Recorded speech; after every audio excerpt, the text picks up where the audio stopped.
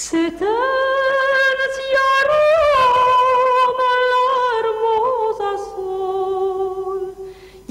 amis, on rencontre fréquemment dans le quartier juif une drôle de communauté dont les hommes portent le fez sur un faciès sémite.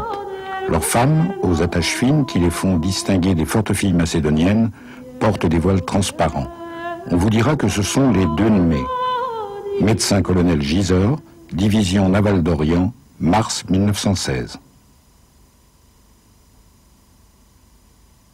Guidés par ces récits, nous sommes partis à la recherche de cette étrange communauté.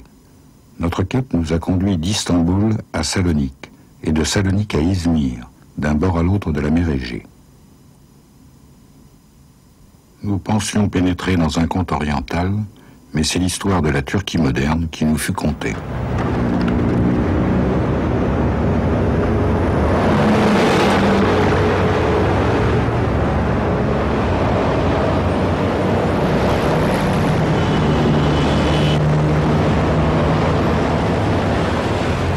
Les écrits sur lesquels nous nous appuyons décrivent les Dönmé comme une secte secrète, pratiquant un judaïsme caché et perverti, sous une apparence musulmane.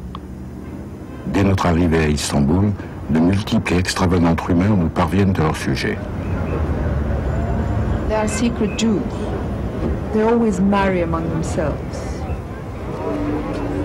I heard about this, these orgies that they were having between couples together. They do it within the family, even with children and parents involved. Pour la plupart des commerçants, on dit qu'ils sont un peu radins, c'est considéré comme naturel.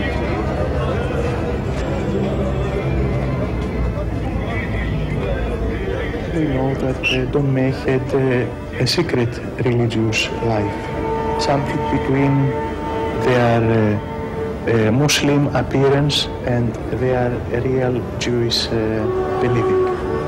Dönmelerin sahte Müslüman kisvesiyle Müslümanlar arasında büyük tahribat yaptığı, Dönmelerin yabancı ajanlar olarak çalıştığı. They would sell the country that they're not nationalistic enough. On dit toujours, on dit. Moi, je n'ai pas vu de mes propres yeux. Et même pour Atatürk, ils ont dit qu'il était Dönmé.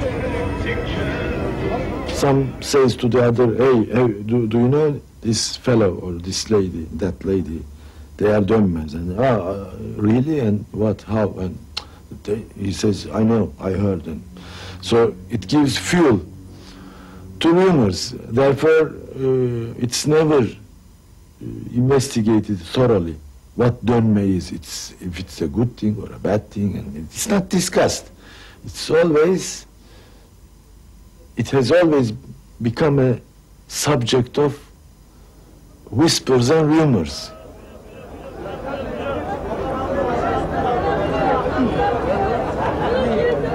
Selon les escales où l'exil les a conduits, ils sont désignés par différents noms.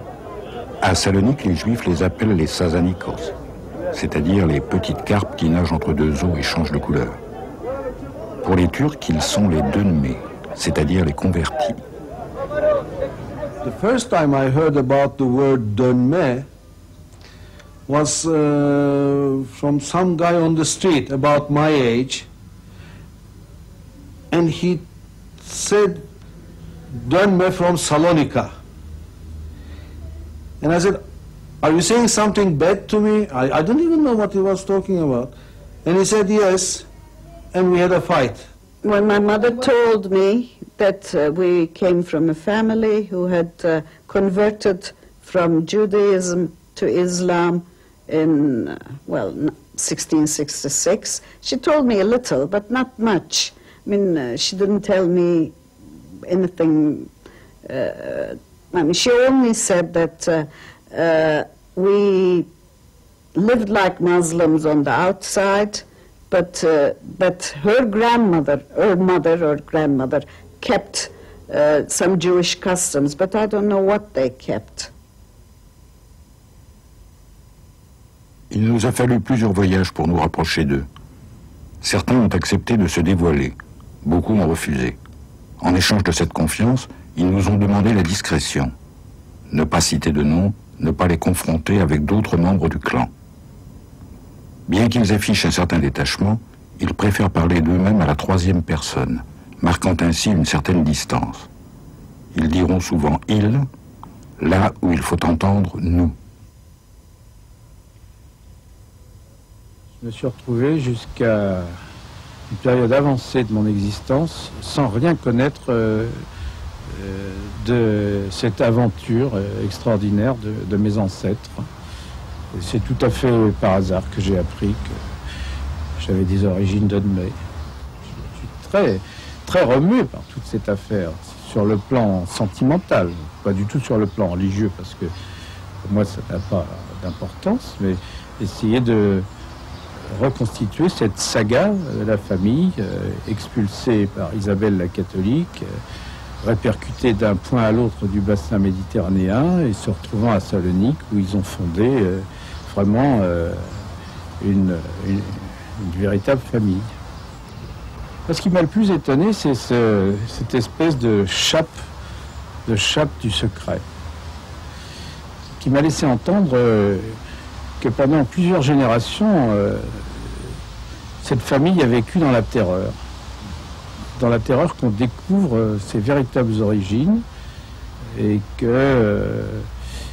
y avait vraiment un sens de la clandestinité qui était poussé au maximum. Et seul le chef de famille détenait le secret et le transmettait vraiment quand il ne pouvait plus faire autrement.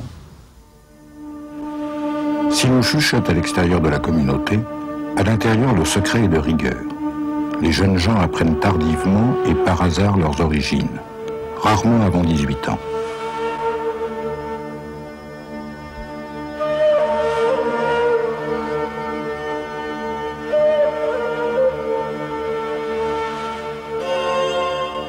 Tout a commencé au XVIIe siècle sur les rives de la mer Égée à Smyrne.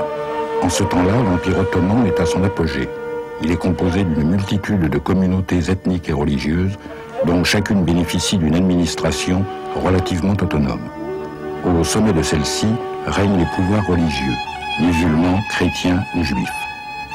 Alors qu'il officie à l'âge de 20 ans dans une synagogue, Sabbatai Zevi, jeune rabbin de Smyrne, annonce que sont venus les temps messianiques et qu'il est le Rédempteur attendu. Le récit des miracles qu'il accomplit alors se répand à travers toute l'Europe. On dit qu'un parfum suave émanait de son corps et envaumait l'air autour de lui, et qu'une lumière céleste irradiait de sa personne. On dit qu'il pratiquait d'étranges cérémonies, qu'il poussait des cris et des incantations. On dit que certains disciples ouvraient leurs toits et dormaient tout habillés dans l'espoir de s'envoler vers la... Fuyant les pogroms d'Ukraine ou de Pologne, fuyant les persécutions perpétrées par l'Inquisition d'Espagne, les Juifs affluent vers la rédemption que leur offre leur Messie. Il conduit son nouveau peuple sur les routes qui mènent vers la terre promise. Il s'entoure d'apôtres et de prophètes et se proclame roi des Juifs. Pour le sultan, le désordre qu'il engendre est vite intolérable. Il le fait arrêter par sa garde spéciale. Sabbatai Zevi est enfermé dans la citadelle de Gallipoli. Mais les disciples continuent d'affluer de toutes parts et se pressent sous ses fenêtres. Nous sommes en 1666. Alors le sultan lui soumet un ultimatum, la conversion ou la mort. Sabbatai Zevi a prêché une nouvelle philosophie juive, une nouvelle interprétation de la philosophie juive. Et quand il a déclaré que c'était lui le Messie, puisqu'il avait un nouveau message, ce qui n'était pas rare au judaïsme, et aussi dans la chrétienté, pendant les crises différentes, les Juifs d'Izmir l'ont chassé, ce qui est très connu.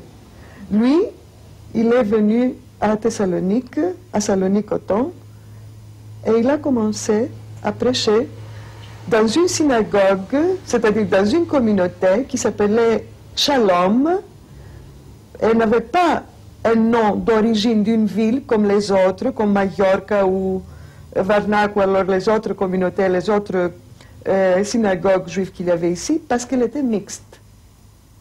Elle était composée de gens de différentes provenances, pour la plupart, pour commencer, bien installés et riches, des maranos, c'est-à-dire des conversos, c'est-à-dire des juifs qui ont déjà été des chrétiens, ils se sont réintroduits au judaïsme. Il a prêché pendant 10 ans, avant qu'il se redéclare qu'il était le vrai Messie. À ce temps-là, il y a eu une crise énorme dans la communauté, qui était une communauté, même dans la crise, c'est-à-dire une présence juive très très forte, et avait des relations très favorables avec le gouvernement ottoman. Et le grand rabbin, ou alors les rabbins, ont fait appel au gouvernement ottoman et on dit que cet homme a créé une crise idéologique dans la communauté et que les gens ne travaillaient plus, il étudiait que les textes mystiques avec Shabtai Tzvi, il le suivait partout et ça accélérait encore la crise. Alors, le gouvernement ottoman a arrêté Shabtai Tzvi et ils étaient prêts de l'exécuter quand lui, il s'est décidé de se convertir tout de suite à l'islamisme pour éviter sa mort. Tous les disciples qui étaient tout à fait fascinés, mystifiés par sa façon de prêcher, ont suivi ce qu'il a fait et ils sont eux aussi convertis en islamisme. C'est ça qui a donné le nom de Don Me, ce qui veut dire, c'est connu, quelqu'un qui change facilement d'une croyance à une autre, c'est ce qui change. Oui, Don Me. Le mot Don Me veut dire celui qui a tourné. Il désigne également le renégat, celui qui a tourné sa veste. C'est le nom injurieux que les Turcs donnèrent aux adeptes de la foi sabbatéiste après leur conversion. Ce sont aussi des murmures qui nous ont conduits jusqu'à la maison supposée de Sabbatai, à Izmir, l'antique Smyrne. On nous parlait d'un lieu de pèlerinage où les derniers adeptes venaient se recueillir et déposer des offrandes. Des bougies, disait-on, brûlaient en permanence. En fait, nous avons trouvé une maison en ruine, mais aucune trace de culte caché. Quelques pièces insalubres abritent encore pour quelque temps des ateliers rudimentaires où des ouvriers fabriquent des chaussures avec des gestes répétitifs.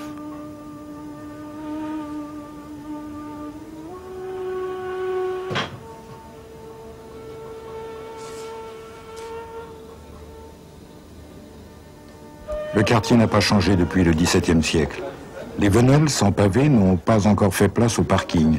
Les ruelles bruissent encore des légendes anciennes et les habitants nous parlent de Sabbatai comme d'un voisin qu'ils auraient bien connu et qui serait parti récemment. On dit qu'il parcourait la ville sur un cheval blanc, en chantant à tue-tête la Mélisselda sous les cris de « Vive le roi d'Israël ». On dit qu'il a aboli tous les interdits, qu'il a changé les dates des cérémonies religieuses, substitué les réjouissances aux jeûnes et qu'il pratiquait les orgies. On dit que saisis de convulsions, les enfants et les jeunes filles en transe tombaient en extase et prophétisaient. On dit qu'il a vaincu le dragon. Sabbatai n'est pas mort. 18 fois il s'est réincarné.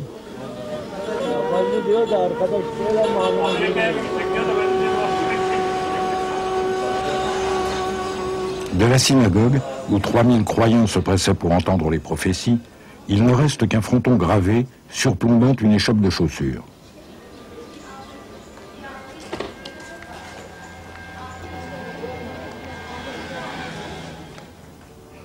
De l'âge d'or du judaïsme en terre ottomane, il ne reste que quelques ruines hantées par les fantômes de Sabbatai et de ses adeptes, derniers souvenirs d'un séisme dont les échos perdurent depuis plus de 3 siècles.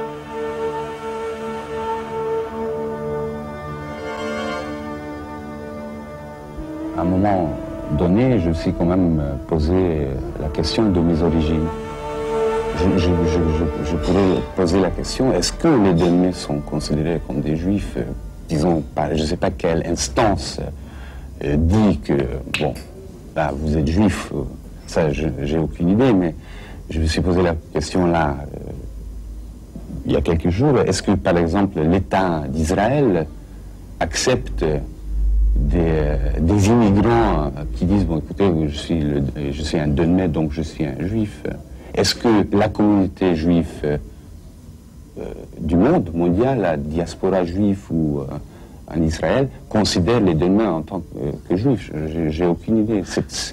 Oui, c'est un peu, je dirais, avoir une double identité en plus cachée doublement. Évidemment, c'est quelque chose de... Je comprends très bien si quelqu'un dit, bon, il y a quelque chose de louche dedans.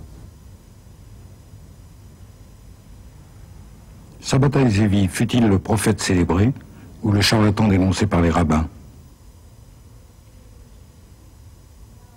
I think he was a revolutionary, and now I think he was trying to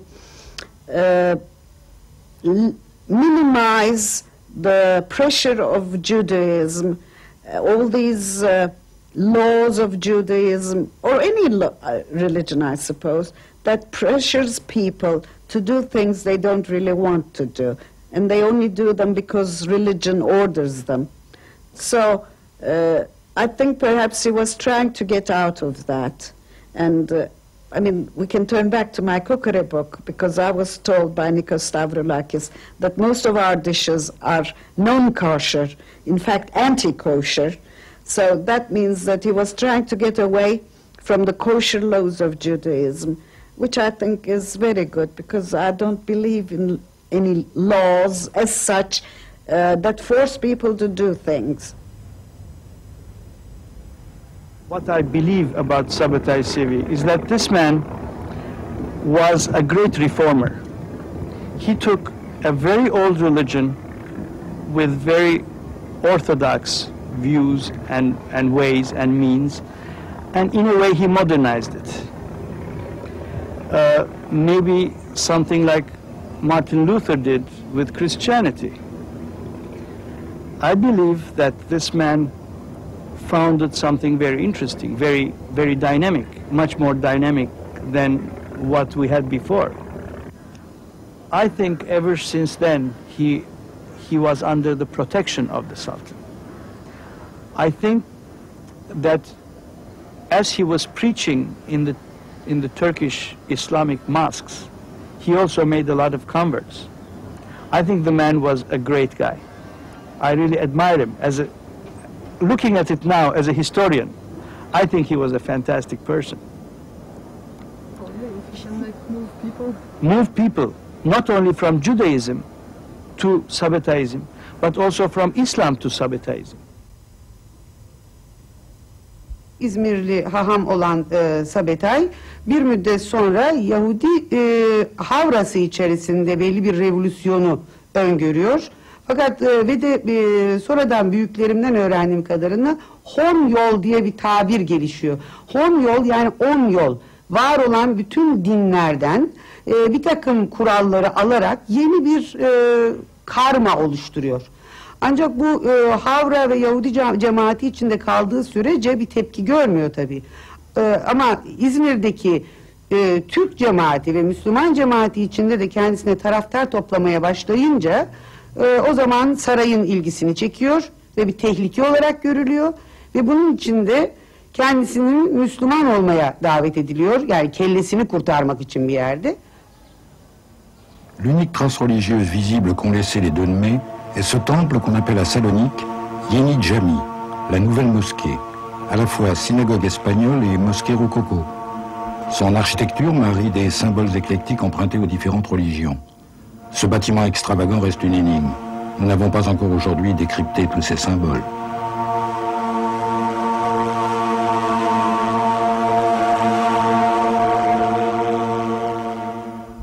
Fakat bunun da tabii ne kadar politik bir karar olduğu belli ki her ne kadar elhamdülillah Müslümanım deyip Müslümanlığı kabul etmiş görünse de sarayda bunun sadece kafasını kurtarıyor ve derhal sürgün ediliyor.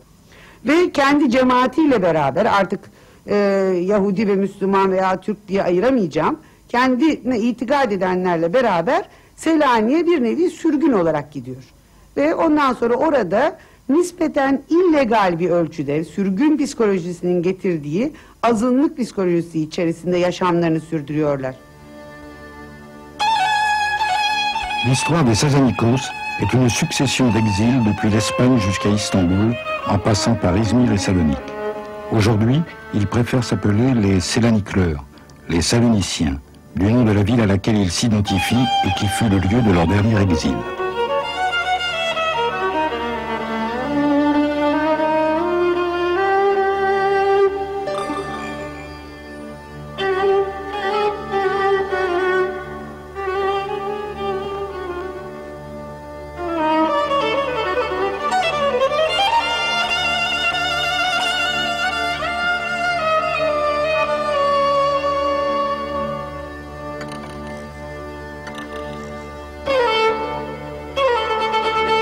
My mother always told me stories about her life in Salonika and that they enjoyed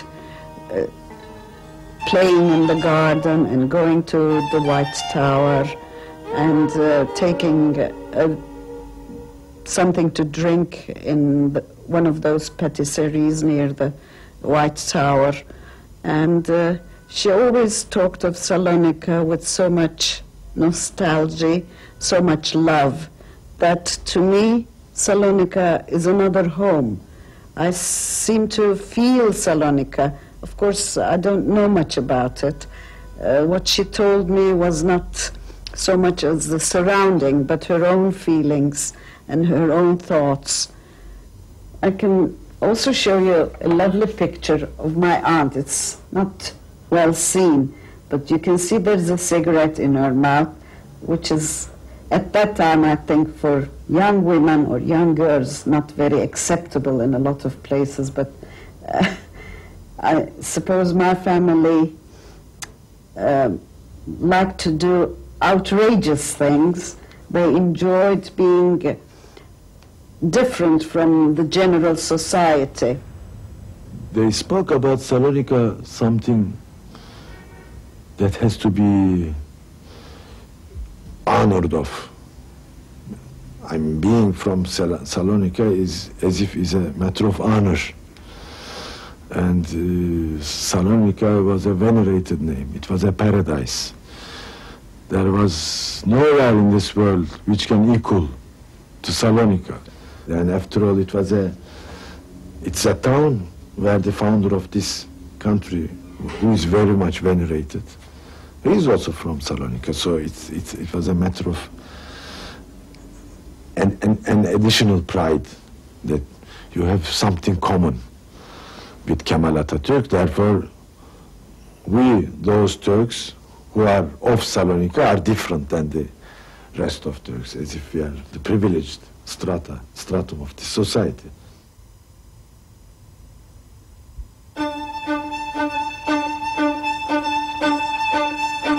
La Salonique du début du siècle est une ville d'une vitalité exceptionnelle. Principal port marchand de l'Empire ottoman, situé au cœur de la Macédoine, c'est un carrefour intellectuel et commercial entre l'Orient et l'Occident. C'est la ville convoitée, véritable Babylone. Sa population est composée d'une mosaïque de peuples, bulgares, albanais, serbes, croates, arméniens, grecs et turcs. Les Dönmés sont parfois recensés comme juifs, parfois comme turcs. Leur communauté rassemble de 15 à 20 000 personnes, environ 10% des habitants de Salonique, autant que la population turque elle-même. Les Juifs composent la plus importante communauté de la ville. Ils y tiennent une telle place qu'on la surnomme la Jérusalem des Balkans. Ce sont principalement des séfarades qui ont trouvé refuge dans l'Empire ottoman après leur expulsion d'Espagne en 1492. Ils représentent entre 40 et 50% de la population de la ville et parlent le judéo-espagnol, qui est la langue commune et dominante de la cité. C'est aussi la principale langue des échanges commerciaux et portuaires dans le bassin méditerranéen. Ce qui est particulier à Salonique vers la fin du XIXe siècle, c'est l'extraordinaire compétition scolaire entre les différentes communautés. Et je crois que l'implantation de l'Alliance israélite universelle, des écoles de l'Alliance israélite universelle dans ces années-là, a beaucoup fait pour lancer cette compétition scolaire. Il a fallu que les autres communautés, les Bulgares, les Grecs, les Turcs musulmans, les Donmets, répondent en fait à ce défi de l'occidentalisation et d'un enseignement moderne qui était lancé par les écoles de l'Alliance israélite universelle. Alors les Donmets l'ont fait très vite, très rapidement. Ils l'ont fait d'autant plus qu'ils fonctionnaient avec, justement, en communauté assez forte, avec des mécènes, des gens qui pouvaient mettre de l'argent dans des écoles, et c'est ce qui s'est passé en fait. Il y a eu dans la communauté Donmets de Salonique de grandes figures qui ont joué un rôle important dans la vie intellectuelle de la Turquie moderne. En particulier dans le domaine du journalisme, par exemple, ou bien de l'enseignement. Donc on retrouve, si vous voulez, des gens qui ont été un petit peu les représentants de cette communauté d'une façon particulièrement brillante. Alors, je pense en particulier à deux d'entre eux, mais on pourrait certainement en trouver d'autres. Un économiste, Javid Bey, qui a eu une carrière très brillante, puisqu'il a été à plusieurs reprises ministre des Finances des jeunes Turcs entre 1909 et 1918, et dont on disait à l'époque qu'il était l'un des meilleurs connaisseurs de l'économie et des mécanismes de la vie économique et financière dans l'Empire ottoman. Une autre figure à laquelle on peut penser et qui symbolise un petit peu la communauté, c'est un grand journaliste, Ahmet Emin Yalman. Et ce Ahmet Emin Yalman a été pendant des décennies vraiment l'un des très grands journalistes en Turquie. Et là aussi, si vous voulez, il y a beaucoup de Donmets qui ont joué et qui continuent aujourd'hui à jouer un rôle important dans le journalisme en Turquie. Et donc c'est en cela que je crois on peut parler de destin exemplaire. Alors que les Balkans sont secoués par des guerres fratricides, à Salonique vont éclore les mouvements politiques qui ne tarderont pas à mettre à bas l'Empire. Les mouvements réformistes grecs républicains et royalistes, les mouvements socialistes bulgares et les mouvements révolutionnaires et progressistes turcs se succèdent et se concurrencent dans les rues par vagues de manifestations populaires. Le sultan est destitué par le parti Jeune Turc, qui prend le pouvoir en 1908. Le nouveau gouvernement proclame la constitution monarchique inspirée par le modèle de la Révolution française et jette ainsi les bases de la future république laïque qui verra le jour 20 ans plus tard.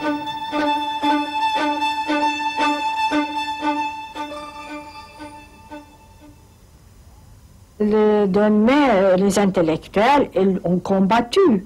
Il y a eu des dirigeants de jeunes Turcs venant de Donmets, dans des écoles de Donmets, sciences positives, donc l'enseignement de langue française et d'autres langues étrangères.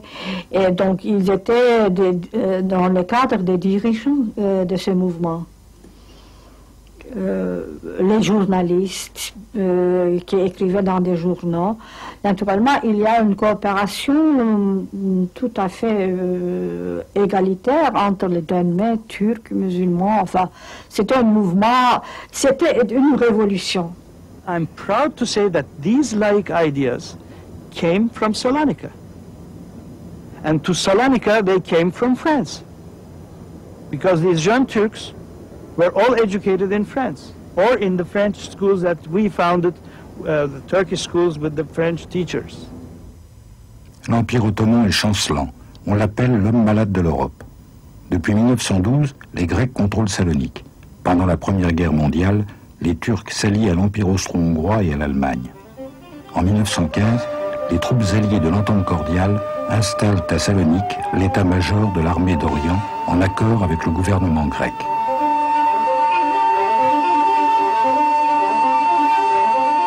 Dans la ville sous pression, en 1917, un incendie se propage et ravage tout le centre qui brûlera 3 jours et 3 nuits. Les quartiers, où sont principalement installés les Juifs et les Donmets, sont détruits. La moitié de la population de la ville se retrouve sans abri. Les autorités décident d'un plan de reconstruction qui doit sceller définitivement le destin occidental de la ville. Salonique devient chrétienne, grecque et rationnelle, sous la conduite d'un urbaniste français. La population change. les Juifs et les Dönme perdent leur position dominante. Beaucoup d'entre eux quittent la ville. Alors qu'ils se sont battus pour la modernisation, quand la ville devient définitivement occidentale, les Dönme n'y trouvent plus leur place. Considérés comme Turcs, ils doivent partir. Ce nouvel exil est scellé par les accords de Lausanne en 1923, qui décrètent l'échange des populations entre la Grèce et la future Turquie. 2 millions de personnes sont jetées sur les routes de part et d'autre de la mer Égée. Les limites de l'Orient musulman sont repoussées plus loin, vers l'Est, à Istanbul. Parallèlement à ce traité, la nouvelle Turquie émerge d'une guerre interminable. Elle est désormais délimitée par les frontières que nous lui connaissons aujourd'hui. Birinci Dünya Harbi'nin sonunda mecburi olarak Selanik'ten buraya adeta sürüldük. Yunanlılar tarafından tamamen mübadele diye bir anlaşma yaptılar devletler aralarında. Anadolu'daki gayrimüslim Rumları Selanik'e gönderdiler ve Selanik'teki de Müslümanları mecburi olarak Türkiye'ye gönderdiler.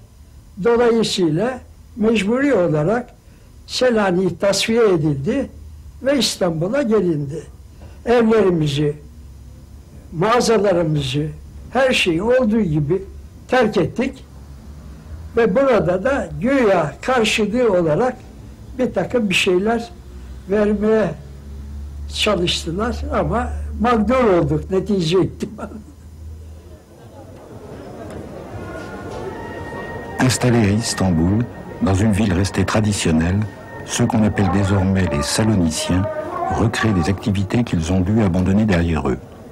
Ils construisent de nouvelles écoles, relancent leurs journaux et leurs entreprises. Très vite, ils s'intéressent aux nouvelles techniques de pointe, en particulier le cinéma. Parmi les pionniers dans ce secteur, ils développent toutes les étapes de cette industrie, installent des laboratoires, construisent des studios et ouvrent les premières salles de projection. Ils sont producteurs et importateurs de films étrangers.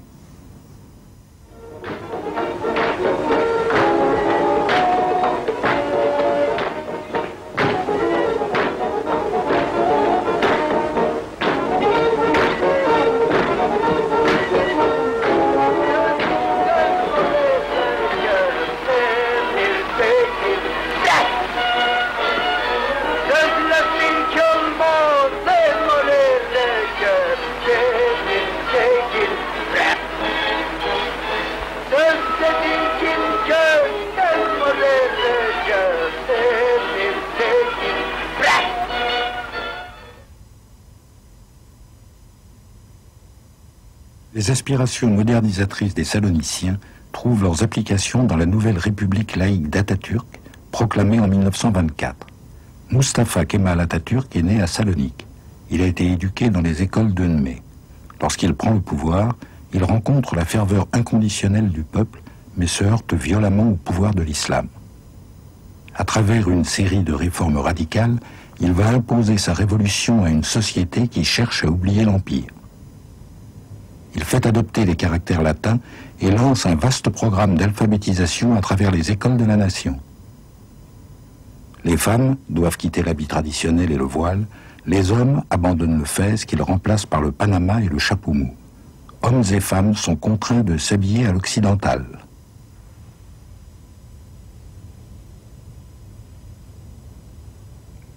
À l'occasion d'un grand bal au Pera Palace, Kemal Atatürk impose la mixité.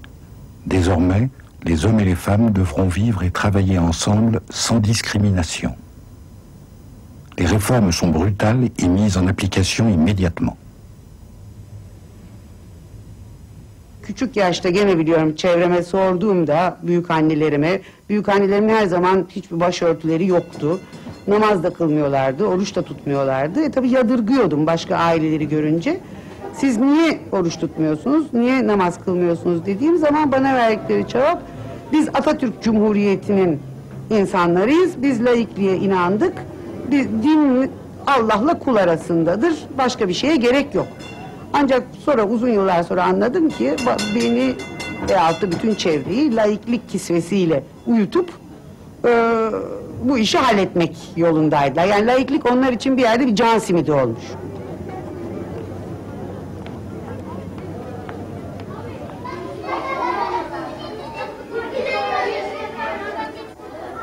La ville, à l'image de la société turque, reste aujourd'hui encore partagée en deux.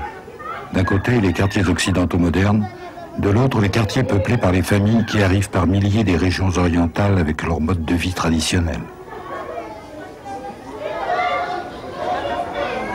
Geleneksel aile yapısındaki pederşahi aile bir defa benim yakın çevremde mensup olduğum ailede görülmüyor. Kadının yeri çok yıllar önce daha hiç feminist hareketten bahsedilmediği dönemlerde çok farklı. Yani maderşahi demeyeyim ama kadın erkeğin çok daha eşit olduğu, kaç göçün olmadığı, zaten harem olayı olmadığı için 3 jenerasyon önce de karı kocanın birlikte yaşam sürdüğü ve onun getirdiği eşitlikçi bir ortamın 3-4 jenerasyon sonra da olsa etkileri görülüyor. Yani aile yapısı, görüş ve mantalite farklılıkları. Dans une société musulmane, l'espace privé est désigné par la femme. C'est pour ça qu'on parle tellement du voile, de la place des femmes dans une société musulmane, pose question, parce que c'est la ségrégation des sexes, mais ça signifie avant tout, effectivement, l'espace de privé, c'est l'espace de la femme. Donc, la sortie des femmes de cet espace est une question politique.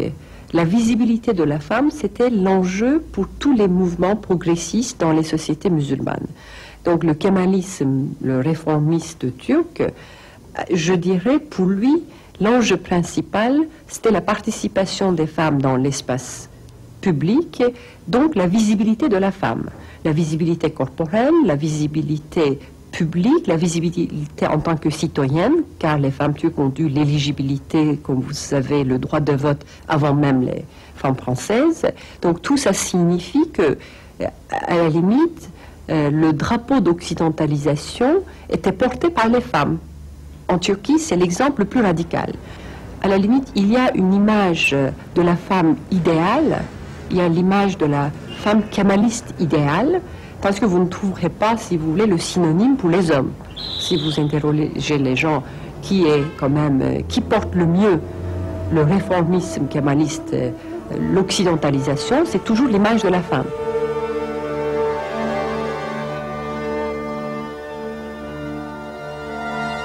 Sabbatais group became the first real laïc, I don't say secular, real laïc community of Turkey, and famous intellectuals, leading figures of this community practiced a laïc way of life and propagated laïc ideology.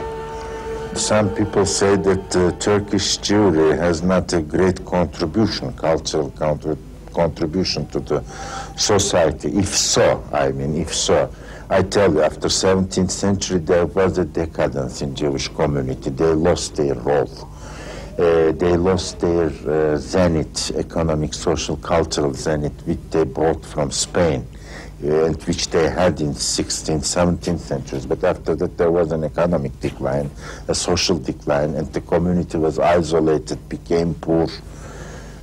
So some people say there was no Jewish contribution to this society. Well, if so, then we should not hesitate to say that the role of cultural, social contribution to Turkish society is made by Sabbatais group instead of Orthodox Jewish groups.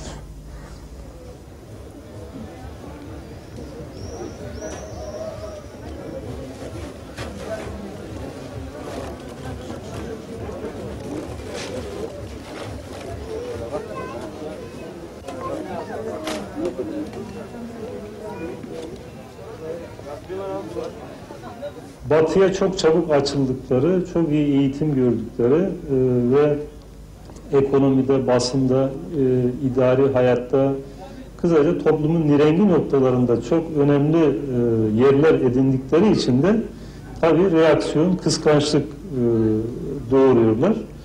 Ve bütün bunlar bir araya gelince tabii ki Müslümanlarda bir anti dönme temayülü gelişiyor. Aynen anti-Yahudi, anti-Mason temayüllerinin gelişmesine paralel olarak. Müslüman bir militanın ilk aklına gelen şey şudur. Yani Türkiye'de İslam'ı kim iktidardan indirdi?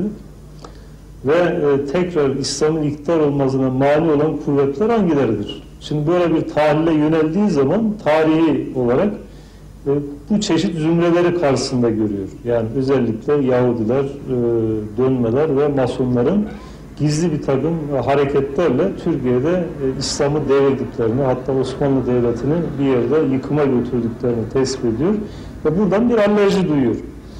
Ayrıca Türkiye'de hala bu grupların çok büyük nüfuzları olduğunu, yani kısaca kendi inançlarını bir yerde siyasi rejim haline getirdiklerini ve devamlı olarak İslam'ın Türkiye'de gelişmesine set çeken birer unsur olarak yer aldıklarını görünce de onlarla hesaplaşmadan hiçbir zaman Türkiye'de İslam'ı tekrar iktidar yapamayacağını anlıyor, böyle düşünüyor. Ve oradan ister istemez bu çeşit zümrelerle karşı karşıya geliyor. Yani bu tarih boyunca sürüp gelen bir ideolojik çatışmanın devamı mahiyetindedir.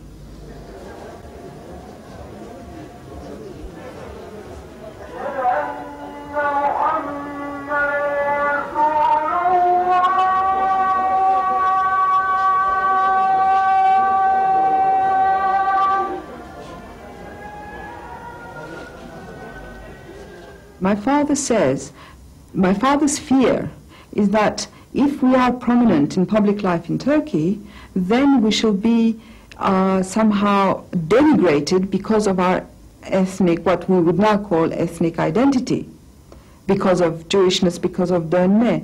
But I never understand how much it is from being Jewish, from my mother being Jewish, and how much it is from his own origins. The two seem to be very intertwined.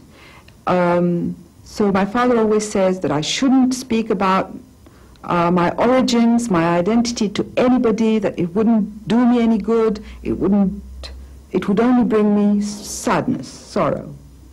Et pourquoi? Quel était le réel secret? That we were different, that we were not Muslim or truly Muslim, or that we were not the same as everybody else. Because this knowledge would have meant that we would be not persecuted, if you like, but not treated equally. Rejected, not made part of the normal run of things in Turkey, that we would be also, there was a lot of, the implication was that we would be,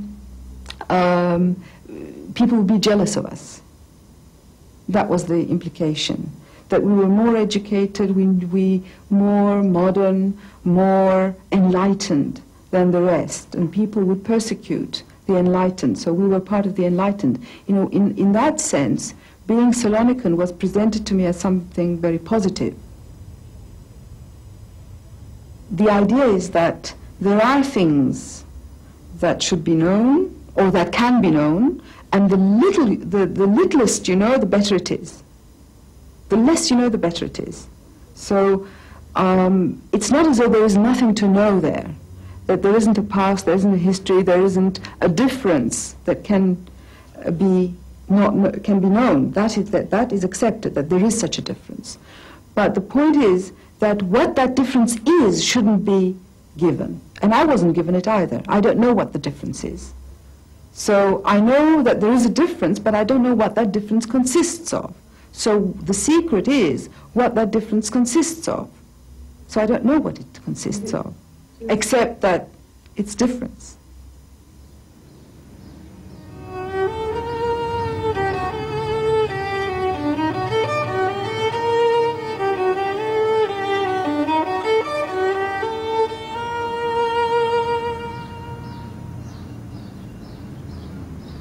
Nous avons voulu retourner à Salonique pour tenter de retrouver ce que la ville a conservé de leur présence. Nous avons cherché les manoirs de style viennois qu'ils occupaient dans les faubourgs résidentiels. Sur les cartes anciennes, ces faubourgs ressemblaient à nos banlieues cossues. La maison K est le dernier vestige de leur grandeur passée. Aujourd'hui restaurée, elle est transformée en un musée dédié à la mémoire de la ville.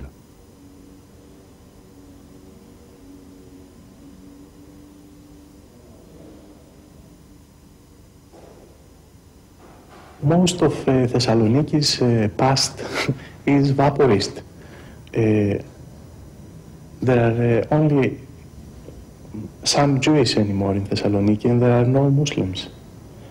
We know that from tradition, from rumors, that after the fire of 1970, a lot of them were established near Yeni Jami, that was built by a Domme. But we do not actually know, we have no real proofs to accept that Domme lived nearby Yeni Jami in Thessaloniki. It is like that they had never existed. Something like the ghosts of the history of Thessaloniki. You hear about them, but you can never reach them.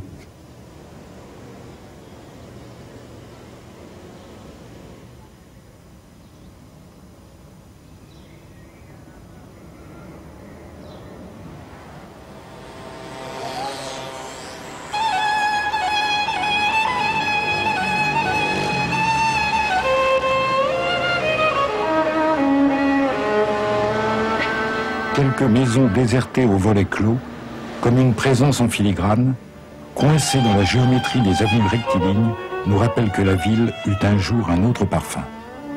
Du passé ottoman, aucune trace visible ne subsiste. L'amnésie enveloppe la métropole.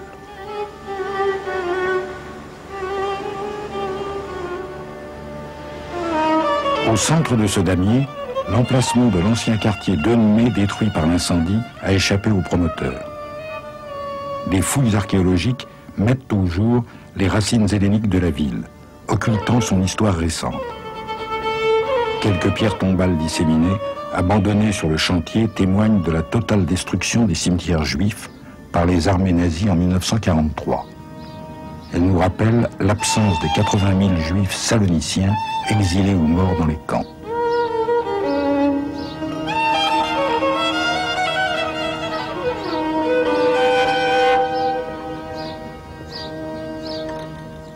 Religion was not talked in our family much, so they didn't tell me anything. And we were trying to assimilate into this community here where we're living. And not that we were religious, but at least as far as I know, my mother believed in God and Muhammad, and when she prayed from the Islamic book, the Quran. I never heard them pray in any other way, but that doesn't mean they didn't. I never heard it. And as far as I'm concerned, I'm an atheist. I don't believe, or perhaps I should say an agnostic, but I don't believe in afterlife. I don't believe in heaven or hell, and I don't believe there is a God and that people have created God themselves. So to me, all this religion, especially institutional religion, is very controversial to my way of thinking. If this is something that they cannot transfer to their sons and so on, how do they expect it to live?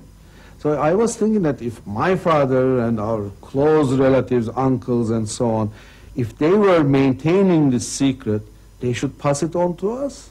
Who else do they have? But they have never tried this. I mean, I may be unusual, unorthodox, but when I was young, I was just a regular kid. They should have started to indoctrinate me at that time. And they haven't done anything like that. Ils ont voulu se débarrasser de cette histoire, ça c'est sûr. Ils n'aiment pas parler de cela, ils n'aiment pas revenir à cette histoire, cette question. C'était fini, c'était coupé, ils ne veulent plus entendre de cela, ça c'est sûr. En choisissant délibérément de se fondre dans la société kémaliste, les Dönme ont décidé de faire disparaître ce qui fut, peut-être un jour, une culture spécifique. Ils ont décidé de nier le passé, de l'oublier et de ne plus le transmettre. C'est le prix qu'ils ont dû payer pour leur assimilation. mon père était le premier donc, de marier un nom de mai, donc ma mère, ce qui fait que, issu de ce mariage, je suis devenu ce qu'ils appellent un oignon amer, qui peut rejoindre cette communauté de Dönme seulement par le mariage avec un Dönme. Bah, jusqu'ici, je ne me suis pas marié avec un Dönme, donc je suis resté un oignon amer marié, marié à une chrétienne.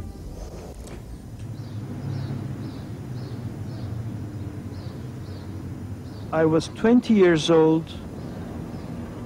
A cousin of mine, Özer Esen, and myself, we received a letter from somebody who was studying already in America. He was a few years older than us. He wrote us this letter. He says, if you want to look about your roots, open the Encyclopedia Britannica and into such and such a page. So this is the first time we heard of a possible connection.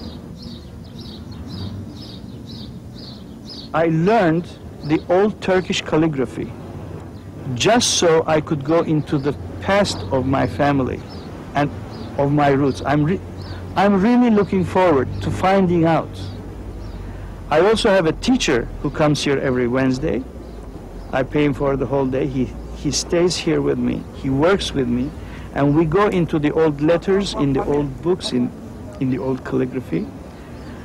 We have not found anything but anything pertaining to Sabbatai Sevi or pertaining to a double standard of life. So I haven't been able to find anything. I'm looking. Hocam, bunu bulalım. Ama herhalde bu tarafında yatar. Şey bu tarafında. Ils sont devenus de vrais Turcs, soit, mais sans racines. Nous attendions qu'ils nous racontent leur histoire. En fait, nous avons rencontré des hommes et des femmes plongés dans la même quête que nous. Un jeu de miroir s'est installé. À nos questions, ils répondaient par d'autres questions. Nous sommes devenus les intervieweurs interviewés. À partir des éléments épars que chacun possédait, comme les pièces d'un puzzle, ensemble nous avons reconstitué la saga de ces familles. Leur histoire leur apparaît mystérieuse et fantasmatique. Les souvenirs se mélangent aux rumeurs, et il semble maintenant impossible de dénouer la réalité des mythes.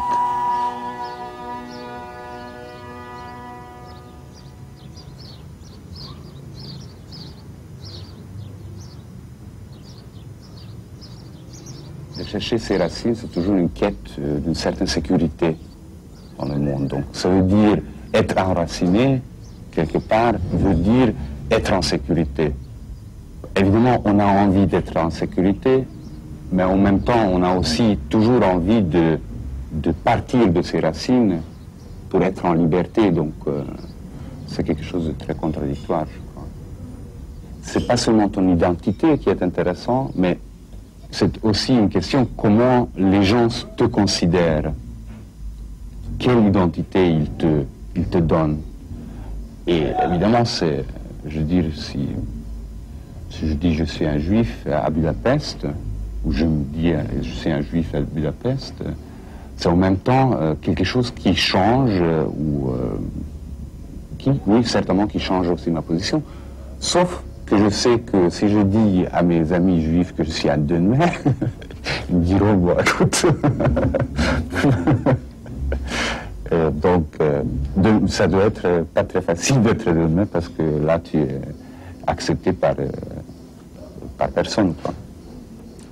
Si tu veux appartenir à une communauté. Ce qui est tentant de temps en temps, parce que ça fait partie du jeu, quoi. Ce qu'on appelle la vie.